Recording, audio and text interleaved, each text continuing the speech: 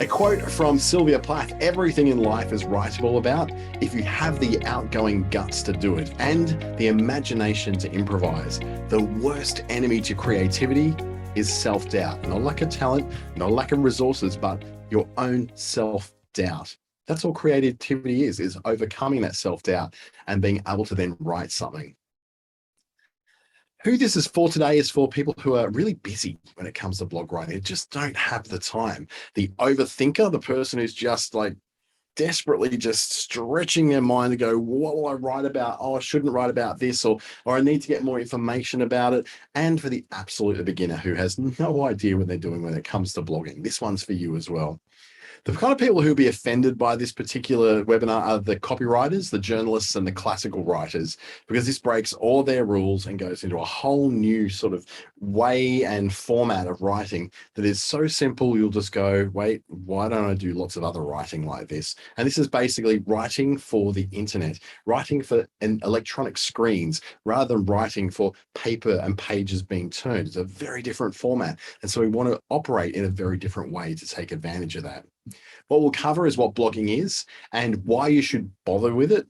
We'll look at the myths of SEO and the great lie of the tortured writer. And we'll also look at syndicating your blog once you've written it to other places. But the highlight of this particular webinar is I'm going to write a blog here with you. I'm going to actually do it on a topic I'm just going to pick out of thin air and hopefully be able to, well, it's actually something I know a little bit about, but it won't be completely something that it's nothing to do with my business, for example. It's just about a place that we're going to write about. So why should we even bother with blogging? Why is it even a thing we should do? Well, first of all, there's a myth that hangs around that's saying that blogging is dead, and it's simply not true. The focus now is on social media platforms. Yeah, I don't know about that, because the fact is that text content is still the primary way that search engines rank the results and the search engine results for you. You're not going to get there by your Facebook posts or your Instagram photos or your selfies. You're going to get there in those search results simply from the amount of written material you provide that answers questions people are asking, is in the context of where they're searching for, and is basically doing something of some kind of service to people where they're actually looking for your answer. So that's number one myth dispelled. Number two myth: with 30 billion blogs out there and 300 million posts a day, no one's ever going to notice you. Again, this is not true, because you've always got a niche or a context that you write in. And the numbers are right. I don't argue with those. And the chances are that no one is writing in the particular context you're writing in, whether that's your own particular regional town, your city, your suburb, the kind of customers you serve, the particular niche that you're going to fulfill in your market. That's when you get a differentiation from the 100,000 other people who are writing about the same topic that you're writing about. You can get real specific and write about your topic within the context of your town, the next town, a town down the road, a town in another state. As long as you're writing it for that context, it becomes a lot more valid as a search result to people from those areas. Another myth is the blog is just one piece of content. What about social media and video? How are we going to use those? Where are they going to come from? Well, a blog can be used as a starting point. If you write it in the right format, like we're going to show you today, it becomes content for your social media. It becomes content for your video channels, even for YouTube or TikTok even, and podcasts. You can make a podcast out of a blog. In fact, that's what I do each week. I write a blog. That blog is then gets read out as a podcast, and then I turn it into a video as well. And a lot of other things, about 30 different pieces of content come from that one podcast post, the one blog post every week. So what are the advantages of blogging? Why will we even do it? Because, there's myths and there's facts and there's reasons why we might choose to blog ahead of not blogging. But the advantages, what are the true advantages of actually blogging? Well, first of all, it shows your expertise. It gives you a chance to show that you know what you're doing, you know what you're talking about, and you're the expert in the room or in your town or in the particular area that you're wanting to concentrate on in your zone. So when you show your expertise, you show that you can be trusted. And that's part of that whole sales process of somebody first needing to know who you are, followed by liking who you are, and then finally trusting who you are. And that's the three stages that people will go through before they'll feel comfortable with buying from you. Showing your expertise really helps that along. A second point would be that you get more search results. That's obvious. The more material you provide to Google, or the more meat you put in the Google grinder, the more sausage you're going to pump out the other end. So the idea being that you produce more content and making sure it's of a decent quality, then it helps you to rank better in the Google algorithm and for it to deliver more search results to people searching for what you are, what you do, and who it's for. And then also, writing a blog helps you repurpose and syndicate your material to other areas, to other websites, to other social media platforms, to other formats altogether. You can take pieces of what you're writing and turn it into many, many more other things. For every sentence, or maybe every paragraph that you're writing, for every paragraph that you write, you may have a really good point. That point becomes a social media post, or a video, or a piece of audio, or another smaller piece that you can write about and explain later on. One of the pieces of feedback I had from my own podcast is that my episodes, when they ran at about 10 minutes long, were too long. And I could break that down to 3-minute episodes, which are nice, small, easy to read, easy to consume, and easy to listen to daily bits. And I can get 30 days of stuff out of, basically out of 2 days worth of posts, or 2 days worth of podcasts, rather than having to concentrate on writing 30 different pieces. I could break up if I write say 4 or 5 blogs a month, which have 3 main points, well, that's 15 points straight away, which become extra podcasts. So all I have to do is really just write maybe 6 different pieces, and I've got 3 different points a week that can go in there, or 3 different points each one. So I'm writing 6 in a month. 6 3 is 18. That's 18 different things I can do. That's over half a month already. So you start to see how it then expands. You can then repurpose into many, many other things and produce more blogs and more podcasts and more videos and more social media posts all at the same time. So how do we blog? What's the real formula for how to blog? How do you write one? How do you begin to write one? Let's start out first with, you need to know what you want to achieve. Are you wanting to achieve search results? Are you wanting to achieve education of your customers or about your product? Do you want to achieve sales? Blogs are great for all of these things. They're allowing you to write to attract those search queries that people are looking for, but they're also great for taking time to explain concepts about your products and services to people who don't know the answers to them. And then as a sales tool, it allows you to go through that process of introducing your product, explaining what's in it for people, allowing them to know what the product is, and having some really great features in there help them to like the product. And finally, they'll have enough information with which to trust you to buy the product. So a sales format is also there. This format we're looking at today takes care of all 3 of those. Now you've got to choose your topic. This isn't as easy as it may seem. You might go, out of all the things I could write, out of all the topics that I have some sort of expertise in, what do I write? Where do I find the answer to that? So one of the places that's really good for that is Google's keyword planner. The keyword planner is, it's like a list of the best things that are possible for you to write about based upon your industry, or the things that people find out you from on the internet. So for instance, if you are a carpenter and you make cabinets and you're a cabinet maker, that sort of thing, then people will look for you and find you in certain ways. So those certain ways could be, they find you as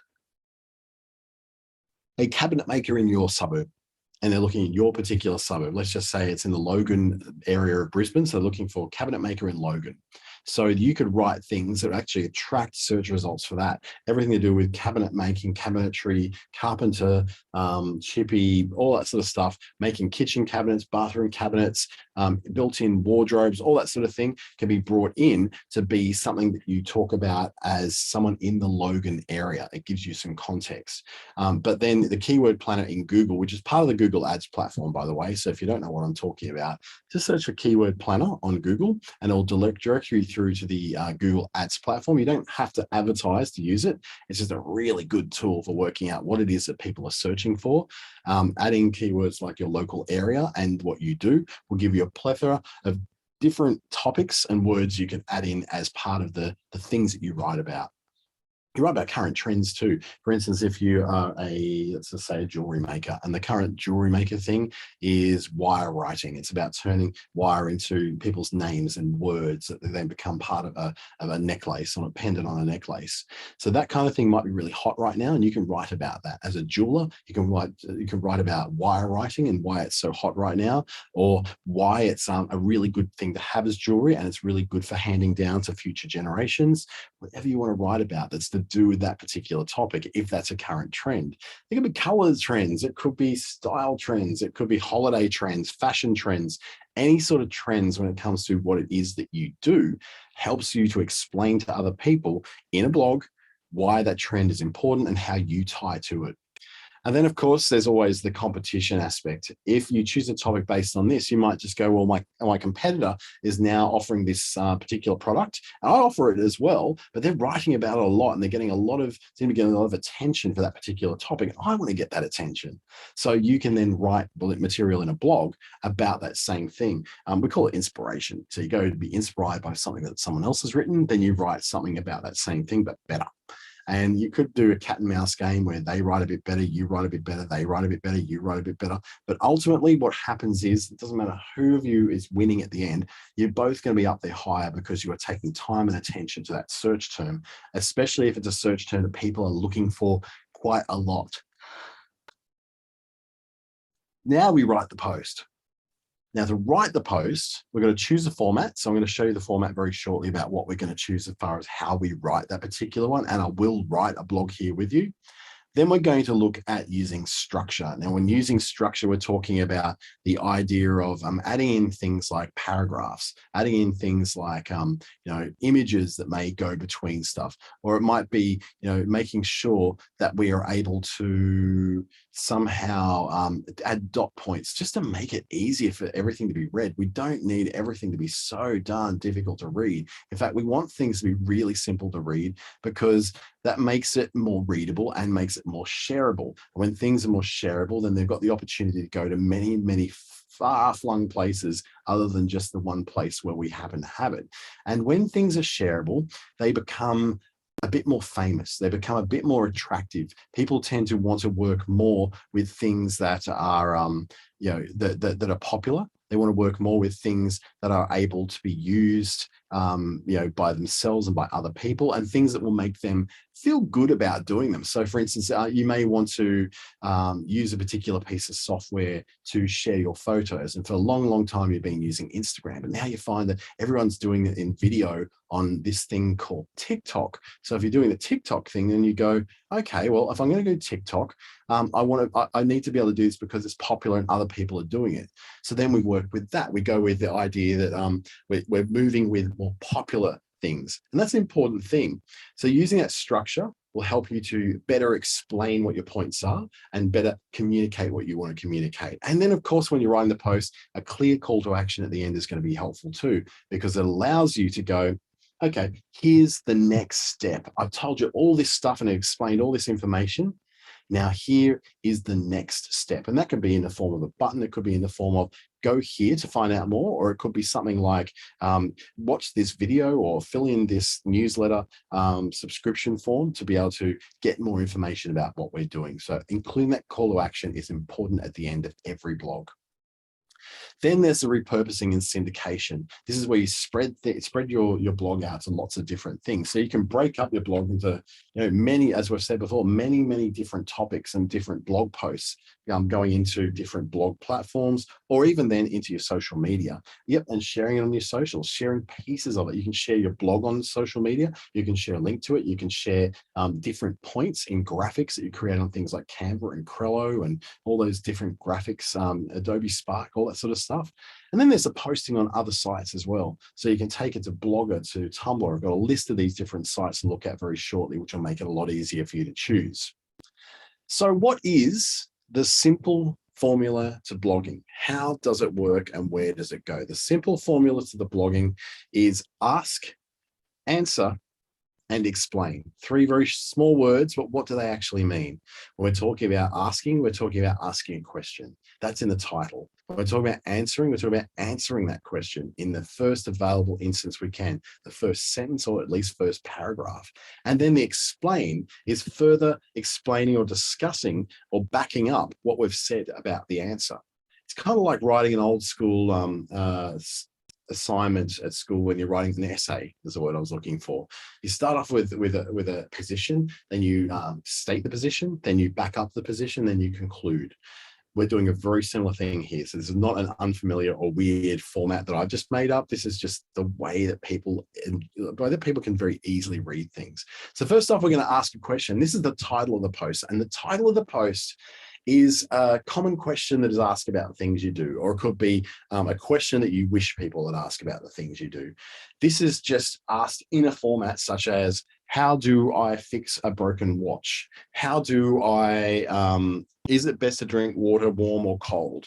In that format, in a question, with a question mark at the end of it. Why do we do a question? Simply because this is by far and away the way that people search in Google these days, whether they're asking their phone via their voice a question to be answered, such as, what time does Coles close tonight? Or is there a Chinese restaurant nearby? They're all in the format of questions, but we're starting now to type questions into Google itself or into the address bar of Chrome or whatever browser we're using, starting to type those questions in the format of a question. So it makes sense if we want to be found for the answers for that, we would write those questions, right, as our title. The most powerful thing that draws Google's search engine into index our site, if we write like that, we are writing quite literally to answer the question that people have without making it hard for them to find it or to identify it in there. And then we back up that with a very quick, clear answer that is totally, you could never misunderstand it. It just makes sense. So when we're looking at that, we're looking at the answer part.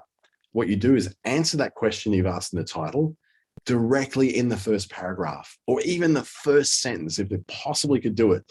That way, you'll be in a position to not only have the search engine results show your question, but show your answer in the results, meaning that someone doesn't necessarily need to click away to your site. They'll get the answer they want within Google itself. And that's by using Google's snippets. And snippets will take pieces of information, usually in dot points, which is coming up next, which shows here's the question, here's the answer, and here's the explanation for it, all the options for it in a really clear to use format. And if someone gets the answer from that directly in Google, that helps your SEO. That actually helps you to be found more often because you become the default answer for that. And if someone wants to know more, they can click on that snippet and then go forward to something else and to read more of your site if they wish so.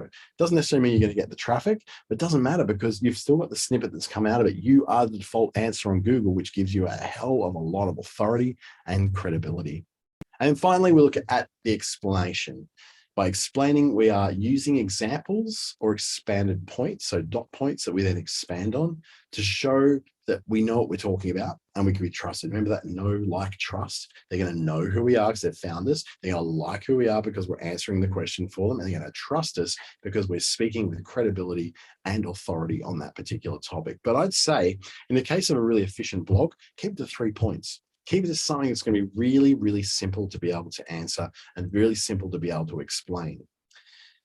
But of course, the question is, how do I write about myself? What do I even write about in the first place? Like, I can write about myself, but I need to write about something else here that makes sense. So what exactly am I going to write about? Well, let's consider that some of the best things to write about are the things that people already ask about what you do, about your business and about what you do, the actual tasks you perform. That's 10 blog posts just straight away of the top 10 things that people ask you about most. Then another one just like it is the 10 things that people really should be asking you about. They don't tend to ask you about it, but you really wish they would because it would make things so much easier down the track.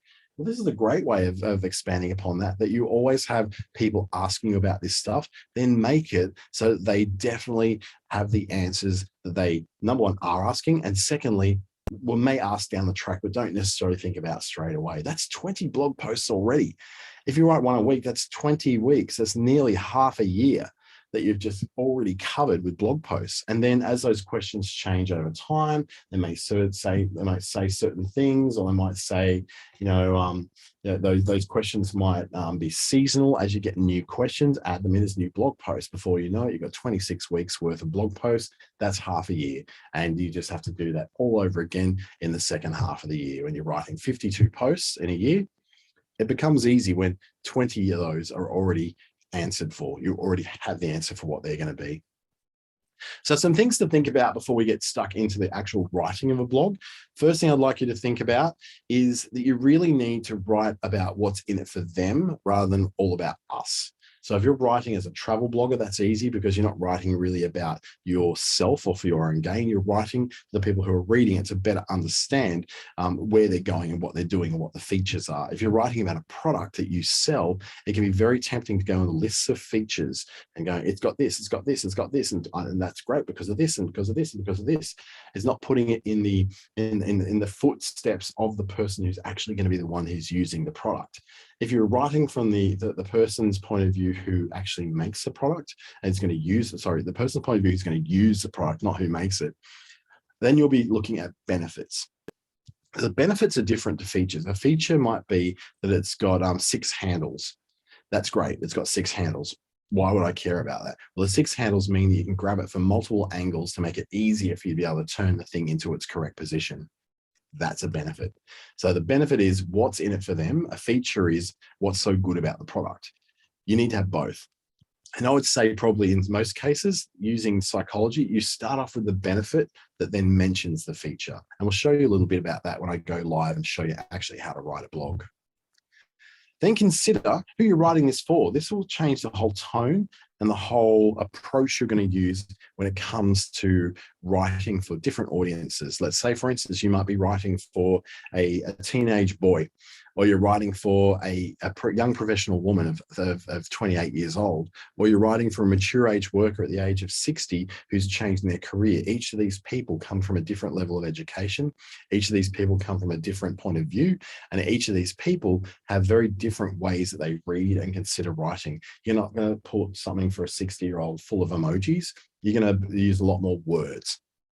But if you're writing for teenagers, you're going to contract a lot of things and use a lot more common terms that are very common to that particular generation. So be very aware of who it is you're writing for, the tone you're going to use, and how that's going to come across when it's read by other people, especially if those other people aren't necessarily the same as you. They're not the same generation, they're not the same level of education, or they're not the same diverse background that you're from either.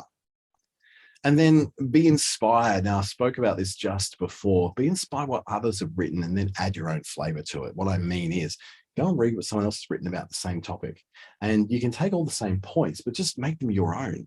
So for instance, if it's like about a mechanic who's writing about how this particular brand of oil is a great brand of oil, and you agree with that and you want to write about that as well, take their points, but put them in your world. So for instance, instead of just saying it's good because of its higher level of viscosity or whatever that is, turn it into our customers are reported that it's easy to pour, so that when they're pouring into engines, it's not so runny and doesn't make it hard for them to clean up afterwards. That's great. Rather than writing about this has got an elevated level of viscosity, you said actually this makes it easier to pour, so people don't pour it all over their engines and have smoking engines later. So you're writing about something that may be inspired by what someone else has written, and you may even take the same points, but then you bring it into your world, your experience, or what you've noticed your customers happen to have said. So now the time has come to actually start to write a blog. So I'm going to share another screen over here so you'll be able to see what I'm about to do. I'm just going to find the right button to do that, because I've got a couple of screens that aren't lining up really well for me today. Let's go to Microsoft Word and share that on screen. So I've got Word on screen right now. So I'm going to ask the question is, what is the best tropical city to visit in Australia? That's my question. So I'm going to format this out so it's a bit easier to read. So I'm going to put that as a heading 1. And then I'm going to, what I'm going to do, that's number 1. I've asked the question. Number 2, I'm now going to answer that question. Very few people would argue that this would not be the case. But my call for best tropical city for visitors in Australia is Cairns in North Queensland. So immediately I've answered the question. I've given a payoff. Now what I need to do is back that up. Why do I and so many people choose Cairns as a location for visiting above other tropical cities? I'll mention some other ones in here, like Townsville, Mackay, Darwin, and even Broome. Point one, so I'm just going to go to dot points. Cairns is very easily accessible from most capital cities and has international air links.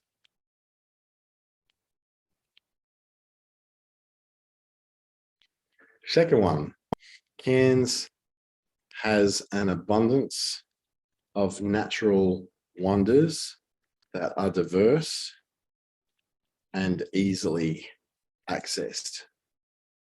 And then third, Cairns has a strong sense of hospitality with more hotels, restaurants, and markets than other tropical cities. So now what I'm going to do is I've answered the question and provided my three main points. I'm now going to break those three main points down into explain them even further. Let's explore these more so that you can see why so many of us keep choosing Cairns for our tropical travel so much. Then we'll start with a subheading. The subheading is, it's easy to get to Cairns.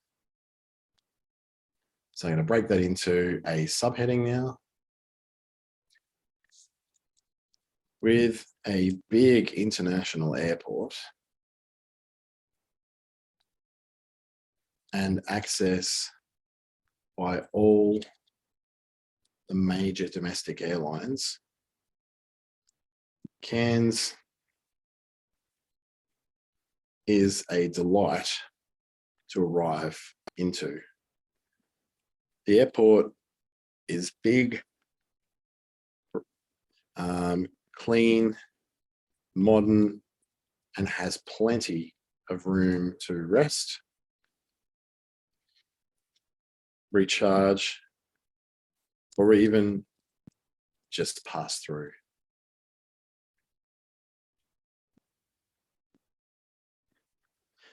Both Qantas and Virgin Australia. So you see that I'm backing this up. I'm going to pass it up with basically 3 paragraphs in each point. So both Qantas and Virgin have lounges available for use by frequent flyers. And the food court and shopping options are excellent. Especially, I've been to all these airports, so I know exactly what they're like when compared with similar airports in Darwin, Townsville, and Mackay.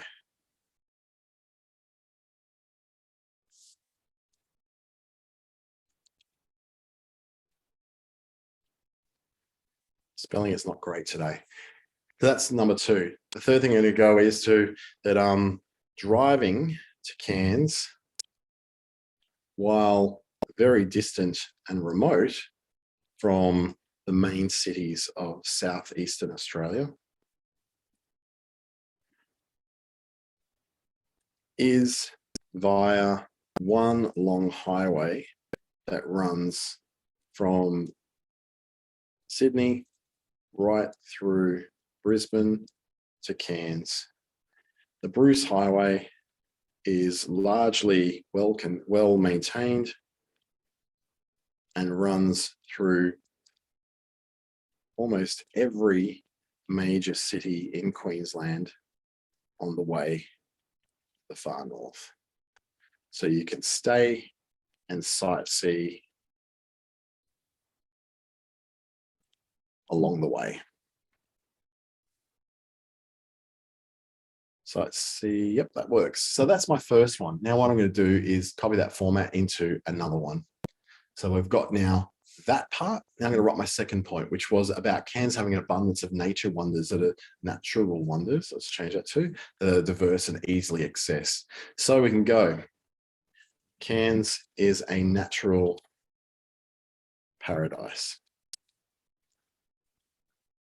With its soaring mountains, green forests, and World Heritage natural wonders,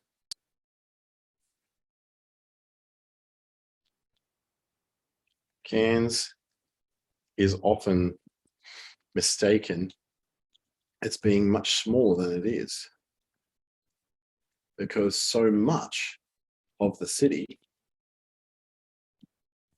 is hidden amongst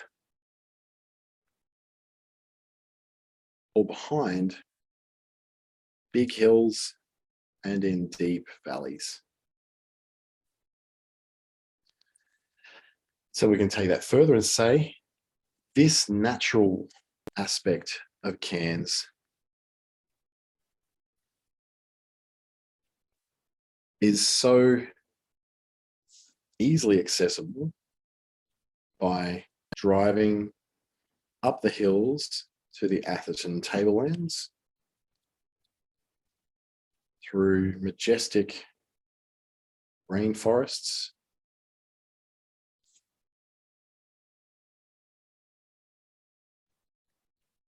and across mighty rivers,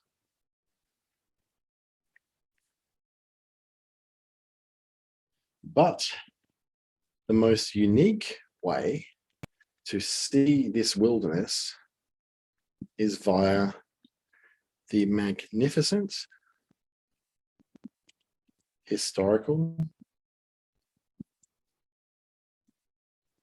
Garanda Railway that goes from the centre of town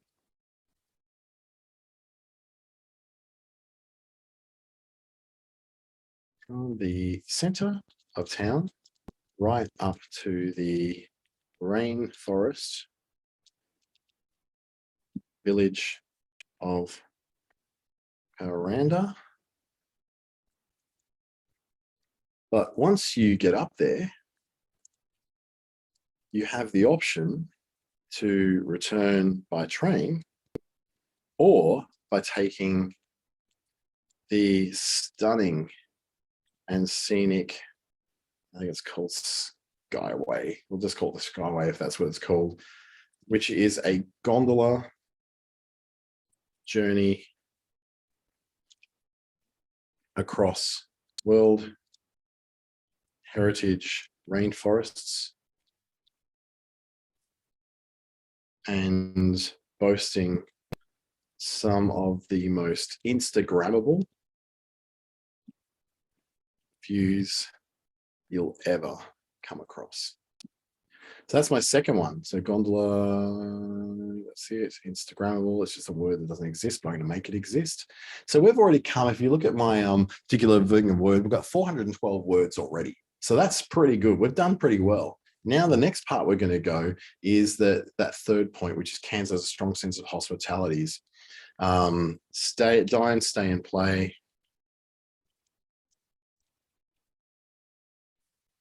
That's going to be the title of my third paragraph. Let's get out there.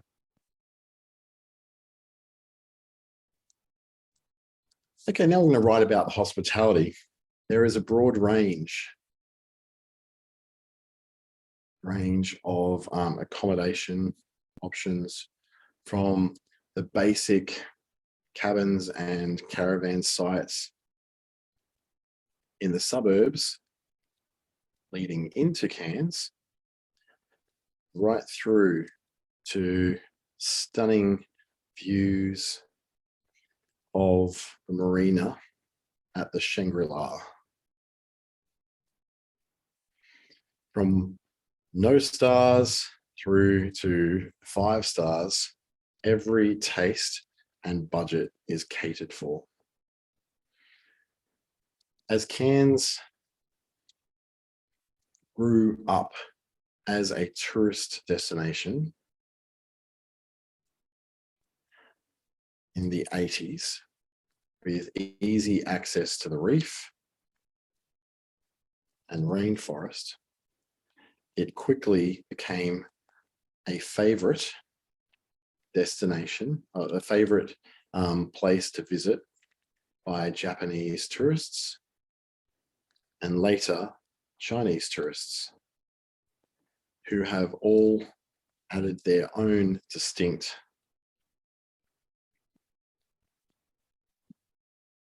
influence on the styles of accommodation and dining in Cairns. No matter what you like to eat, you'll find it. Not just reef seafood, but Australian beef, specialty espresso coffee. Fix up some words because my typing is not that great. I'm not particularly a good touch typist. Specialty espresso coffee and more modern plant-based options as well. In fact, Cairns has more dining options per head of population than some of our largest cities. So now I've written my 3 main points and I've got that down to what is about 561 words. I can now start to close it up with a call to action. So I'll close it up with something which is like, when will you head to Cairns? And then I'll continue on with the peak season is in the southern winter months of June, July, and August. But Cairns is also quite visitable during the wetter, hotter months due to the cooling effect of the rainforests. I just made up visitable, terrible spelling. During the hotter months due to the cooling effect of the rainforest and the trade winds coming from the east across the Pacific. You can find out more about traveling to Cairns by visiting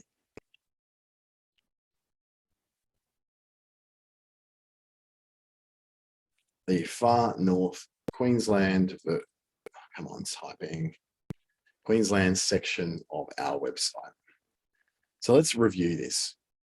I started off with asking a question. I then answered that question directly, added 3 points, and then I've explained each of those 3 points.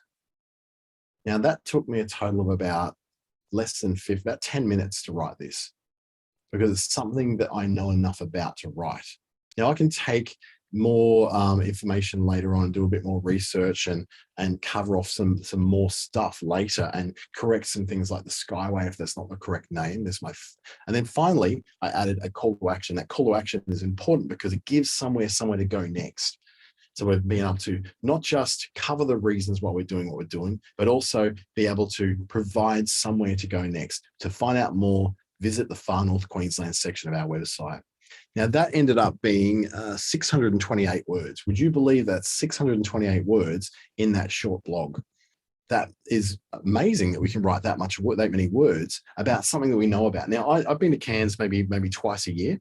I go there quite often. I know a fair bit about it, but not everything about it. I'm certainly not in Cairns or from Cairns. So you can imagine that something you actually know how to write about, if you follow that formula, ask the question, answer the question, back up the question with 3 points, expand those 3 points into some more information to help people to really know that you know what you're talking about, and then give them somewhere to go with a call to action at the end.